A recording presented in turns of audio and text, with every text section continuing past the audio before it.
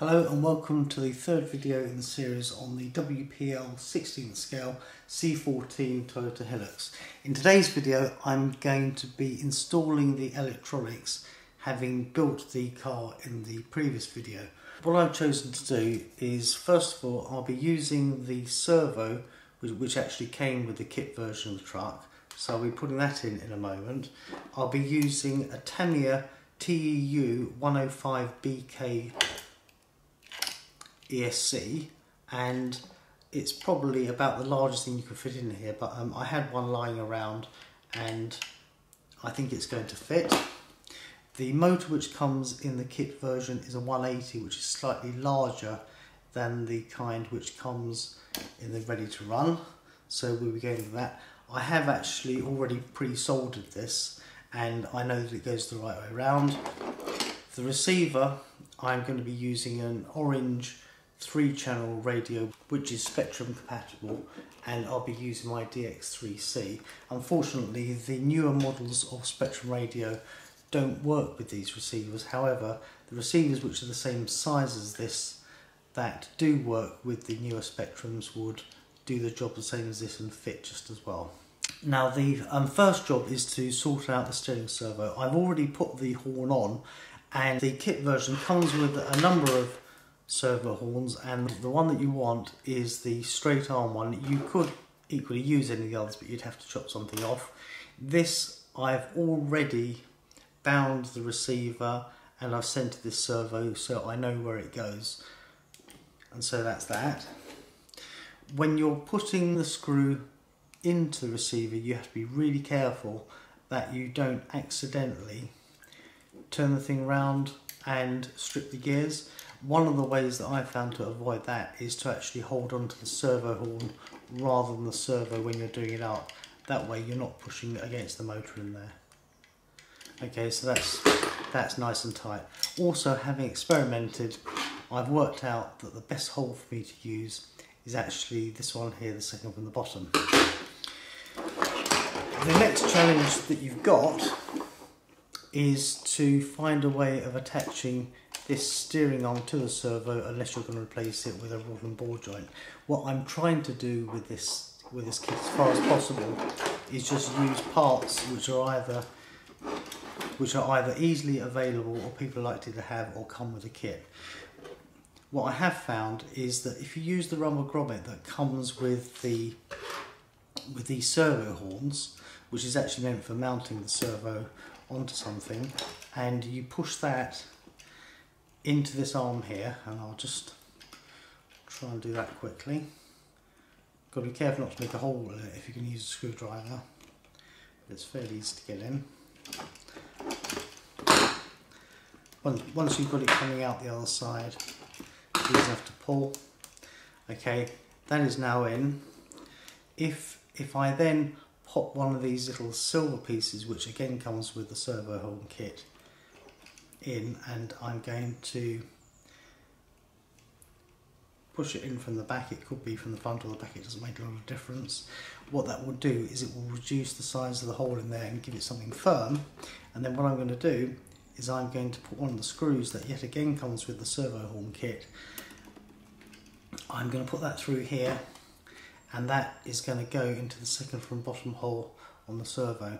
You may feel that the self-tapping screw is a little bit sharp sticking out the other side, and I suppose one of the things you could do is possibly file it off once it's made its thread.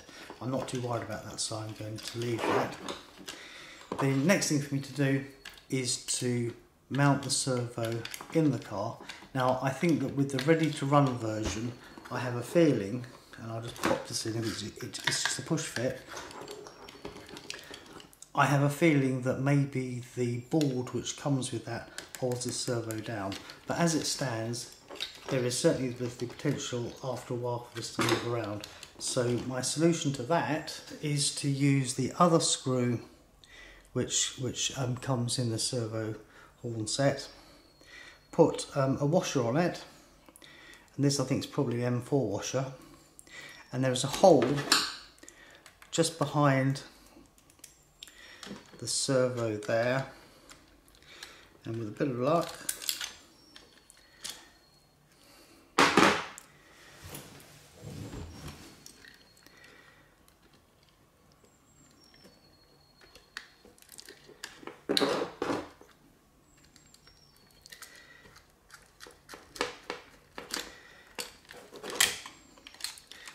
watch to come up. That's it.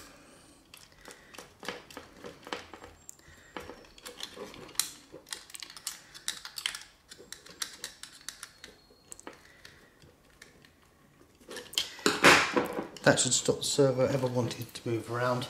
I don't think it's likely to move on the other side. There isn't much leverage anyway. Right, so that's the servo installed in the car. And then what we should be able to do is take that screw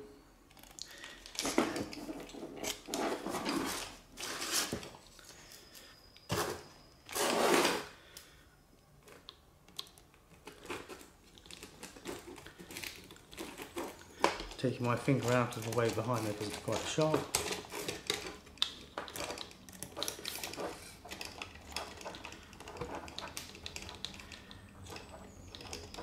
Screw it up until it doesn't want to go anymore, and then just pack it over a couple of turns, and that should be okay. Right, so that's our steering done. I'll just quickly test that to prove that it works. Battery.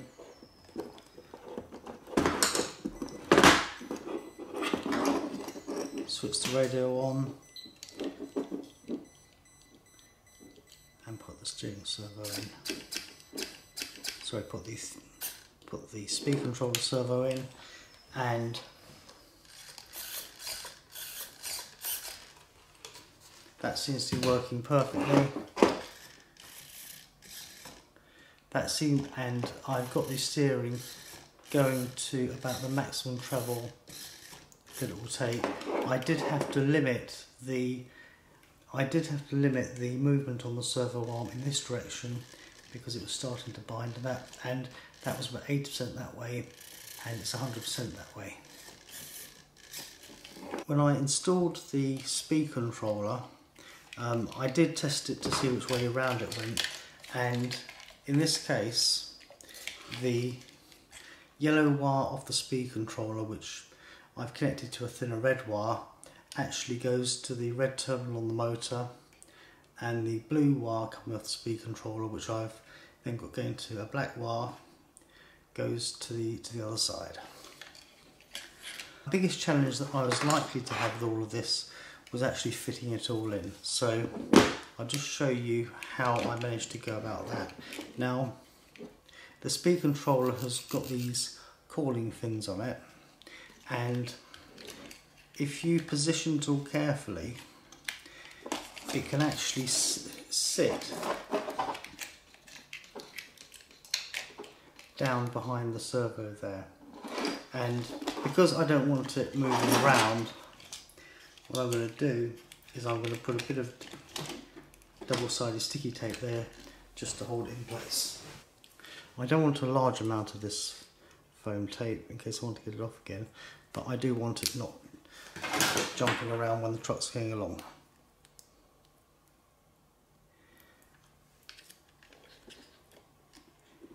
So I'll just put that there. That's that.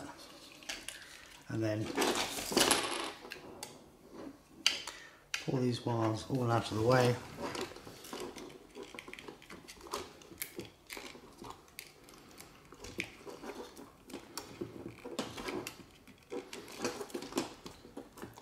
That's stuck down nicely. The next thing to do, I'll just unplug the battery for a bit.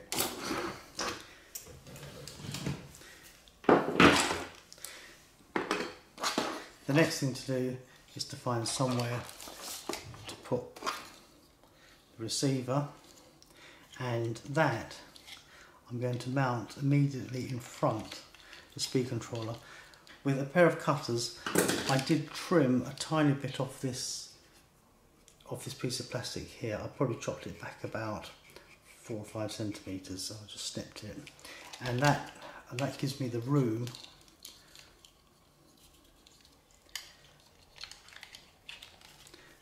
to put the receiver in, like that. So I'm going to get another piece of that tape. First thing, obviously, I'll give it a quick spray, because I do know that it won't stick if I don't do that. That's it. And I'm going to put it that way around, because I think that might be better for the routing of the wires. So that's there, so everything's sitting in place.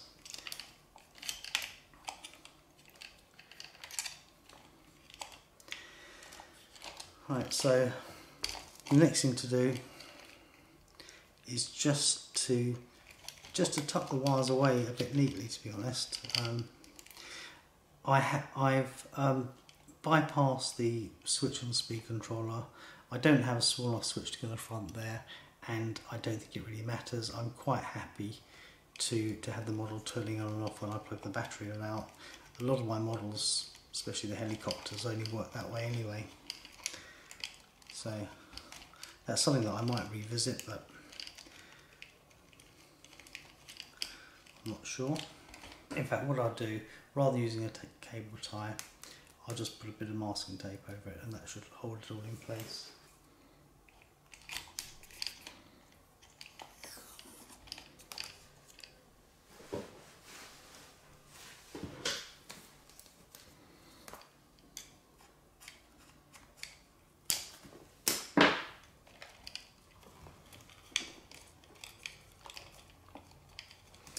I think that's a reasonably neat job.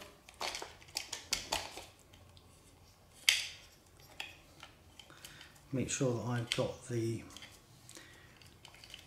power separate from the motor connectors.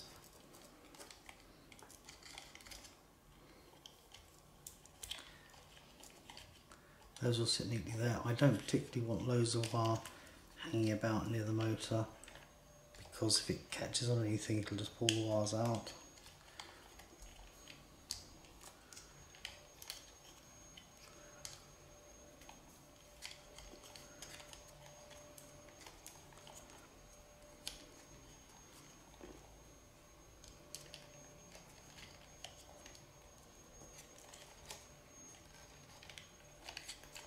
I think that ought to be fine. Next thing to do really is to start putting it all back together again. So if you've seen the build video, I think you kind of know what this looks like. One thing which I did discover after I built the truck was actually you're better off putting the back piece on before you put the body on, and then the body actually comes on and off quite easily anyway. Right, I shan't film myself putting it back together because there's plenty of instructions on that. I'll come back in a moment. Right, so that's the car back together again, and I didn't really talk about the battery very much. So the battery which I'm using, I can just get it out, because it's a little bit bigger than the one that would come stock. It's a VP Racing 1600 mAh nickel metal hydride 7.2 volt, and I've used this in quite a few vehicles, and I think that 7.2 volts is probably going to be quite a good voltage for this truck. A little bit fiddly to slide in, but it does go in there. So, and as soon as you get the plugs out of the way, that clips down. In case you're wondering, this part here, which did originally go over this servo area in the car, there wasn't really enough room for this to go back, and I managed to put the body back, no problems, because the body gets attached here at the front on those two screws, and it is also attached here and here onto the back of the truck, and that seems to be plenty. The only thing to do now is to give it a quick test and see what it does. So the first test is going to be an inside test, and we're going to see what its climbing's like.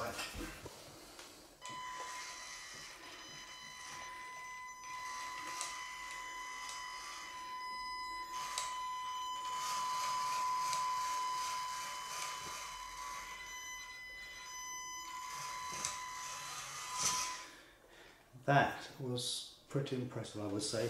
Let's see how it is going down.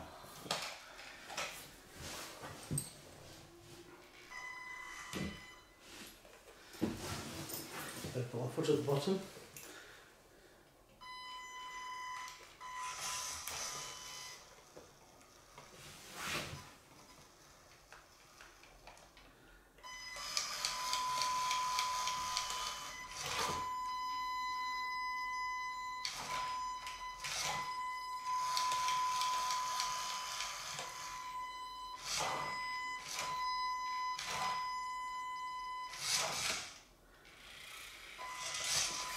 Well, I think that was pretty good. Now let's do a quick test outside.